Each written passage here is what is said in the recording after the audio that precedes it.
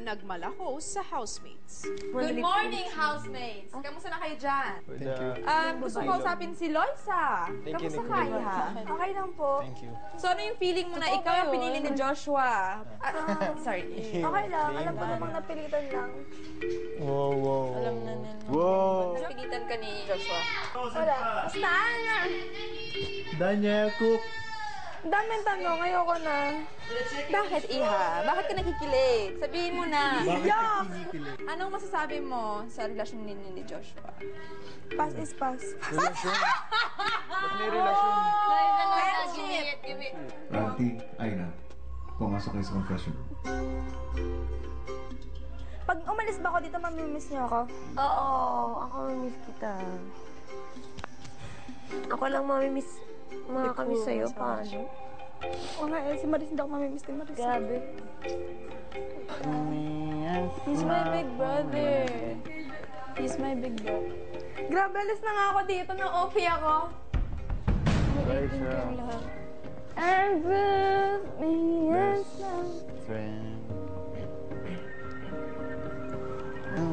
Wala, galit na siya si Loisa. Bakit balaga mo na siya sinasaktan? Bait-bait mo. Wala naman akong ginagawa, di ba? Pinapaasa mo. Yung pinapaasa.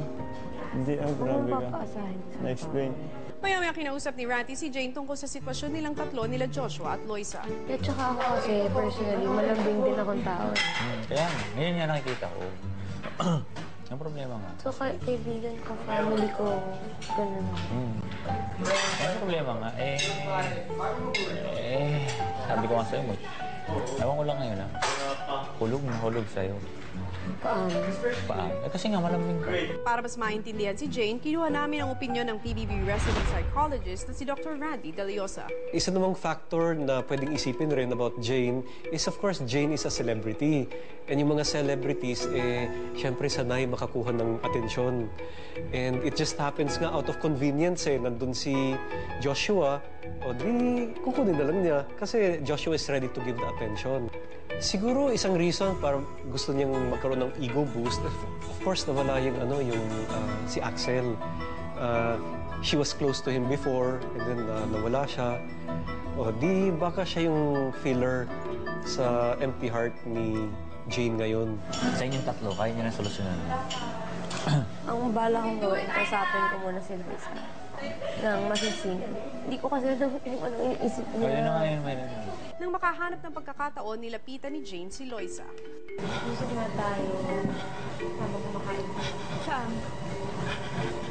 Saan? Kaya ni Joshua. Wala. Totoo. Okay na. Kasi ayoko na may iba ka palang nararamdaman sa puso mo at iba ang sinasabi ng iyong. Pura ka dibdib, kabig ng bibig. Hindi, kasi hindi ko alam kasi di ba nag-uusap kami kanina. Hindi ako magagalit ng dahil lang sa Basta sure ka na okay ka. Hindi lang dahil dito pati dito Sa gitna ng issues na bumabalot sa mga best friends, binigay ni Kuya ang Yes All Weekend weekly task sa mga housemates na kailangang mag-yes sa lahat ng mga hamon ni Kuya at ang unang task ay kailangang mag-yes nila Vicky, Jane at Loisa na magpaitim sa pamamagitan ng tanning. Wala natin kanina. Wala Maya-maya sa girls' bedroom, tinanong si Joshua ng girls tungkol sa kanyang love life. Ilan na naging girlfriend mo? 100. Serious yung tatlo? Hindi. Kahit serious. Pero serious naman yun. Nung una kong girlfriend po, grade 6 ako. Yung pangalawa ko pong girlfriend, 19 years old. Tapos yung pangatlo pong girlfriend ko, mas bata naman po sa akin ng 1 taon. Nakakatawa pong pakinggan pero siguro grade 2 po ako, nagkaka-crush na ako. Mabilis akong magkaka-crush, ma-attract, kasi maganda, mabait. Yung isang iniisip ko tungkol kay Joshua is, of course, we know na Joshua grew up without a mother. So, of course, parang baka may longing siya to be close to a female. It just happens na si Jane is also a prize catch. Di ba? Parang magiging pwedeng trophy friend siya or even trophy girlfriend So, pwede niyang ipagyabang. Double whammy dahil he gets the affection that he longed for when he was a kid. Tapos it comes pa from a beautiful girl, you know, and celebrity. Siguro pwede rin pag-usapan na, of course, Joshua is a young, healthy male. So medyo mataas yung hormones niya. And syempre, naakit siya, you know, hormonally sa mga babae. Loisa, Jake, Joshua, tigilan nyo na yung best friend na yan. Joshua, gusto mo ba si Loisa? Totoo ako dyan. Ano may na natutuwa? Crush yun. Hindi, best friend lang kami nito eh. Best friend? Akala ko ba may best friend ka na iba? Para ko si Jane best friend. Di ba? Ang best friend mo si Jane, ano si Loisa? Oo nga, grabe. Grabe, no? Hansit ah. Grabe, no? Grabe si Joshua. At the beginning of a new friendship, especially if people like each other, mataas ang emotion para sa isa't isa. And so it happens na syempre, medyo napunta sa iba yung focus ni Joshua. Parang ang yung legal best friend na tinatawag, na yun nga, siya yung nauna, tapos ngayon na-betray siya, na-abandon. So masakit yun para kay Loisa. Dahil sa mga kaganapan na nangyari sa bahay, pinansya ni Kuya na kausapin na sila Joshua, Jane at Loisa. Loisa, Jane, Joshua, pumunta kayo ng confession room. Oh, ang ganda. Okay pa, Kuya. Tara, Joshua. Ba't ang ganda? Hindi, tara guys. Punta tayo. Good luck. Joshua, paro ko na ang tsinelas mo. Naramdaman ko na kung anong dahilan. Ang itim natin. Ba't ganun yung tawag? Hindi ko gusto. Hindi ko gusto, Kuya. Ito na lang kami sa gilid. Sige na, Loisa, sige pa na. Upo ka na, Loisa. Umupo ka na. Pinakabata dapat. Makabata ka. Loisa, anong hindi mo gusto sa tawag ko? Joke lang po. Joke lang, Kuya. Tatawa lang ako. Please. Aray ko. Sorry, Anong Kuya. iniisip mo? Wala po. Yung totoo. Ang awkward po. Bakit awkward? Siguro, Siyempre po, gets nyo naman eh. Bakit ka awkward? Ang awkward po kasi tinawag niyo po ako na... Kasi tatlo po kami na best friend po ako dati ni Joshua na kasama niya po yung bago po niyang best friend. Parang ang awkward lang po na kasama ako. Hindi Loisa, Kuya, gaano katagal na kayo magkakasama? 1 month po. At sa panahon na yun, naging best friend mo si Joshua. Apo. Dahil ba kayong dalawa lang lagi magkakasama? Ang ibig sabihin nun para sa'yo ay best friend na kayo.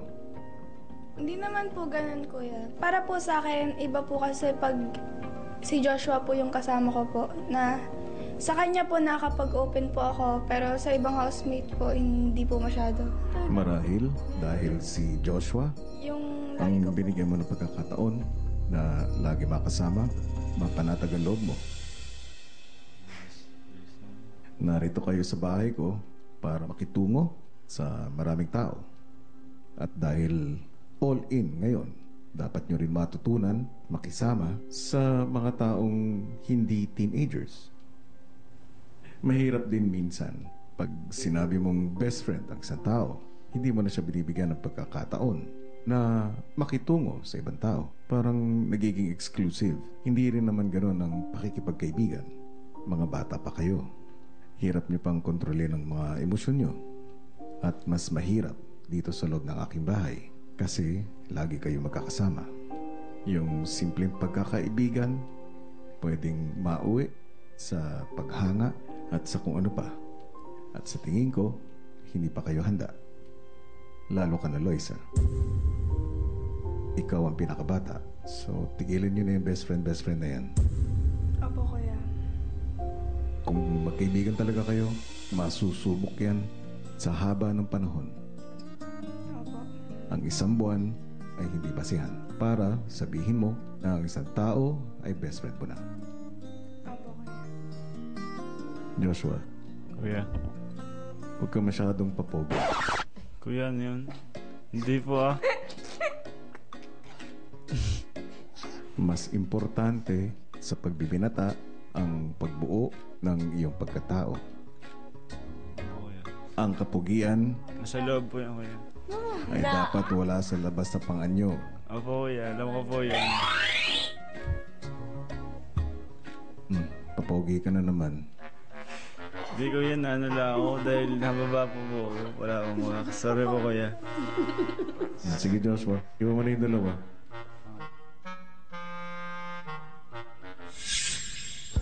Kayong dalawang dalaga, gusto ko rin magkaroon ng masinsinang usapan sa inyo. Okay po. Jane, may pagkakataon na masyado kang touchy sa lalaki. Paglabas ni Joshua ng confession room, kinausap ni Kuya sina Jane at Loisa. Kayong dalawang dalaga, gusto ko rin magkaroon ng masinsinang usapan sa inyo. Okay po. Ilang taon ka na, Loisa? 15 po. Jane, 17 po, kuya. alam nyo, pareho kayong magandang dalaga. Hindi kayo mahirap magustuhan ng kahit na sinong lalaki. Gusto ko nag-iingat kayo sa pakikitungo nyo sa opposite sex. Jane, Yes po. napapansin ko may pagkakataon na masyado kang touchy sa lalaki. Tandaan mo, iba ang mensahe dumadating sa mga lalaki. At baka makahanap ka ng katapat at hindi maganda ang kalabasan. Yes po, kuya. Hindi na kayo mga bata. May ibang kahulugan na ang bawat galaw ninyo. At pwedeng lagyan ng mali siya ng ibang tao. Naiintindihan niyo ba ako?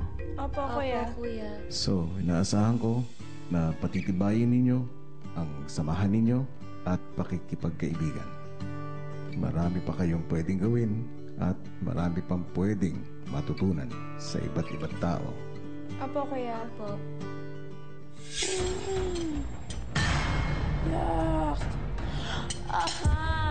Gusto mo ba maging modelo